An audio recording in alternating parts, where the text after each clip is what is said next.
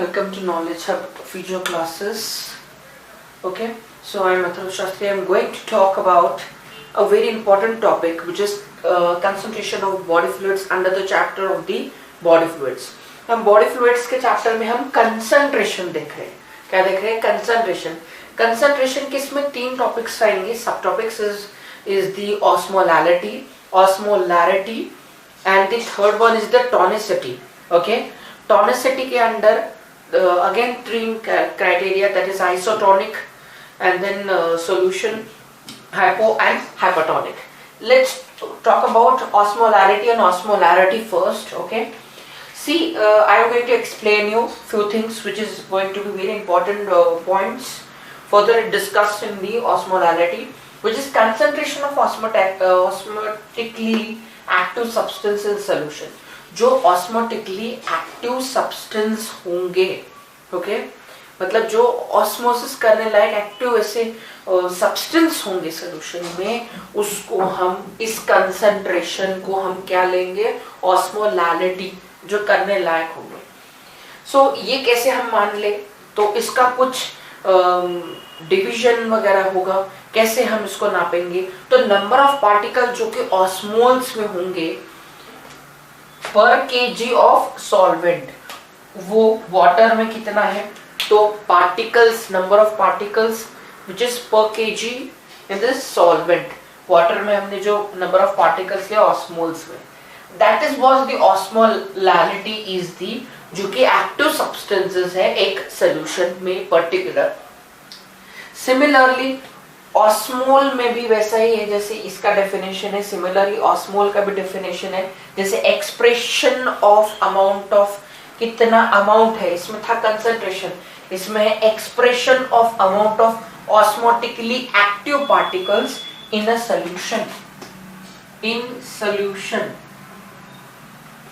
Is you are getting it or not? Okay, so this is the in this solution expression करना amount of. Now coming to the next, which is the osmolarity. Now osmolarity ये litres में होगा, पर litre में, ठीक है. Osmoles पर litre means ये ग्राम में आ जाएगा या केजी में, whatever it is, okay, and this is per liter. And osmotic pressure, again the osmolarity definitions I am not going to discuss with you. Here is the point to point हम देखेंगे. Osmoles पर litre, ठीक है. ये क्या था? पर KG of solvent. इन दोनों में डिफरेंस कैसा? पर केजी ऑफ सॉल्वेंट था, ये लीटर में है, जो इसमें it's have a changes. Osmotic pressure जो है वो डिपेंड्स करता है किस पे? ऑस्मोलैरिटी पे. ऑस्मोलैरिटी कैसा है उसके हिसाब से ऑस्मोटिक प्रेशर रहेगा. Okay, so it is depending on it. Then after use to determine the osmotic pressure, of course जब ये डिपेंड रहता है तो इससे हम डिटरमाइन करेंगे, ठीक है. इससे हम डिटरमाइन कर सकते हैं ऑस्मोटिक प्रेशर कितना है, इसलिए डिपेंड करता है क्योंकि हम डिटरमाइन कर सकते हैं osmotic pressure, you know. Then after osmolarity of ECF changes. अगर ऑस्मोलैरिटी अगर एक्स्ट्रा सेलुलर फ्लूइड की चेंज होती है, इन केस अगर चेंज होता है, तो ईसीएफ और आईसीएफ का भी वॉल्यूम चेंज हो जाएगा. एक बार फिर से I am going to discuss, I am going to again illustrate this thing. Okay, osmolarity अगर ECF की चेंज होती है, similarly it will affects the volume of the ECF, means extra cellular fluid and intracellular fluid. Okay, ये एक case हो गया. This is the case of osmolarity. दूसरा case इसमें ये है कि ऑस्मोलैरिटी में, osmolarity of extra cellular fluid if it is increases, अगर ऑस्मोलैरिटी बढ़ जाता है, एक्टिव सब्सटेंसेस बढ़ जाता है ECF में, तो वाटर की डायरेक्शन कैसे होगा? वाटर कैसे मूव करेगा? It will move from intracellular to extracellular. क्यों? क्योंकि ऑस्मोलैरिटी इंक्रीज हुआ ECF का, ठीक है. It will be increasing. और अगर ECF का ऑस्मोलैरिटी डिक्रीज हुआ तो वो छोड़ना चाहेगा इसको. क्यों? ऑस्मोलैरिटी अगर कम हो गया तो मुझे यहाँ पे नहीं रहना, I am going another cellular fluid now. Okay, so it is now ECF to ICF. This is what the osmolarity is. Now coming to the next topic of this, that is the mole and osmole. Mole and osmole both are different things. Now what is mole? Mole is the molecular weight of substance in a gram. एक molecular weight है, ठीक है, substance का in ग्राम, ग्राम में जो हम गिनेंगे मोल को, ठीक है, जैसे 1 ग्राम 2 ग्राम, ये क्या है, molecular weight किसी substance का, ठीक है, that is mole is equals to mass upon molar mass, ठीक है, so it's a molecular weight of substance in gram, ऐसा इसका आना चाहिए डेफिनेशन। और अगर हम मिली मोल्स की अगर हम बात करें, mm which is I have represented here, mm millimoles which is 1/1000 हम उसको लेंगे क्योंकि it is a 0.001, तो मिली मोल वैसा रहेगा।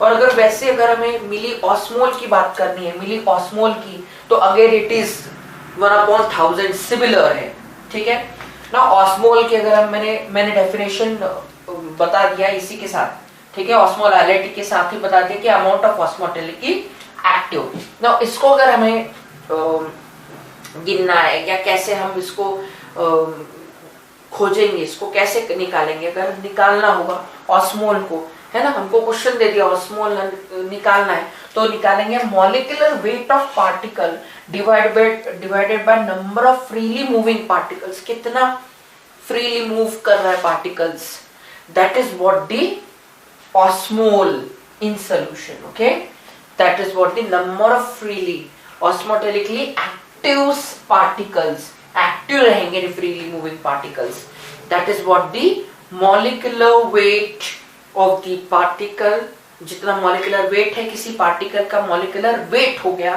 divided by जो freely moving particles है in a solution. Is it clear to you? Okay, so this is all about this, okay. Let's see now tonicity.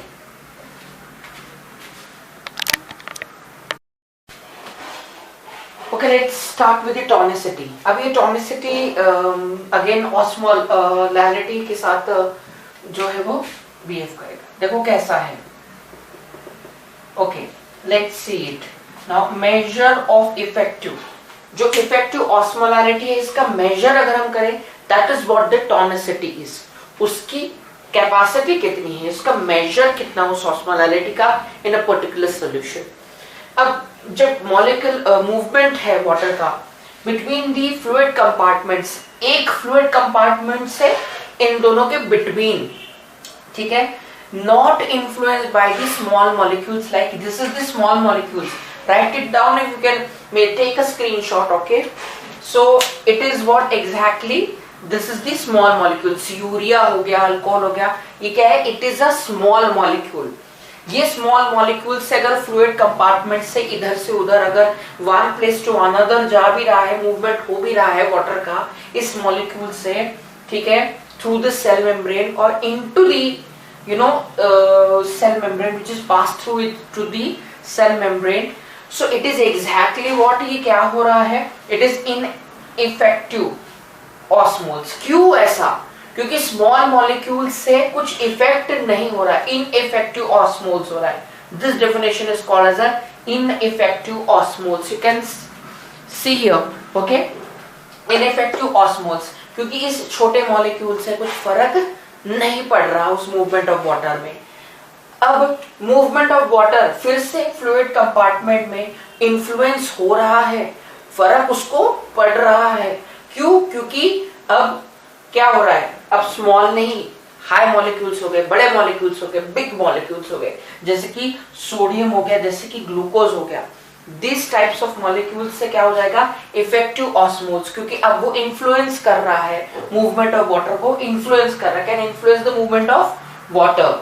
हमको measure of effective osmolarity. Now coming to its tonicity के सब topics, which is the isotonic, which is the hypertonic and which is the hypertonic। easy language में एकदम समझेंगे, isotonic समझो, ठीक है। Same effective osmolarity, कुछ लेना देना नहीं, सेम ऑस्मोटिक प्रेशर रहता है, ठीक है, ना इधर का कुछ हो रहा है ना इधर का, कोई चेंजेस नहीं देखने के लिए मिलते, जैसे कि 0.9% of the NaCl solution, 5% of the glucose, याद कर लो, 0.9% NaCl and 5% of glucose. Similarly, NaCl solution and 5% glucose. Now coming to the hypertonic. Hypotonic में क्या है, हाइपोटोनिक में कुछ इस टाइप का है, this is the cell, okay, and water comes into the cell, ठीक है, water comes into the cell. अभी पानी क्या हो रहा है, अंदर घुस रहा है, इनटू द सेल जा रहा है, that is called the endosmosis, swelling of RBCs. अगर मैंने आरबीसीज को हाइपोटोनिक सोल्यूशन में डाल दिया तो क्या हो जाएगा, स्वेलिंग ऑफ आरबीसीज हो जाएगा, क्योंकि हाइपोटोनिक सोल्यूशन में तो इनटू द सेल है, means into the cell means cell के अंदर जा रहा है movement of water, that is what the endosmosis. Endo means in and exo means out. Exosmosis कहां पे होगा, हाइपोटोनिक में, जिसमें ग्रेटर इफेक्टिव, ये क्या है, लेसर इफेक्टिव ऑस्मोलैरिटी,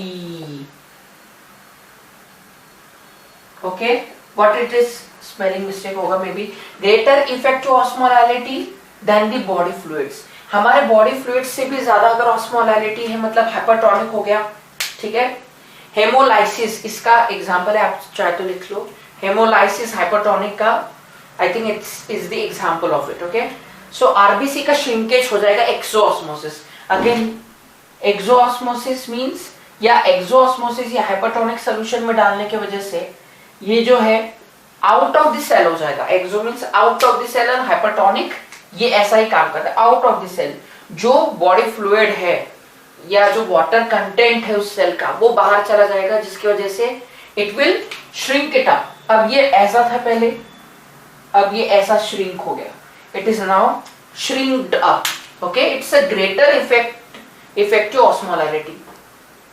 क्या था कि इससे भी ज्यादा इसमें पानी था, इससे भी ज्यादा उसमें ज्यादा पानी था, तो वो क्या हो गया, वो उधर चला गया, ठीक है, उसके तरफ। Is it clear? So this is all about the tonicity, which is comes under the topic of concentration of body fluids. Please like, share and subscribe to my YouTube channel.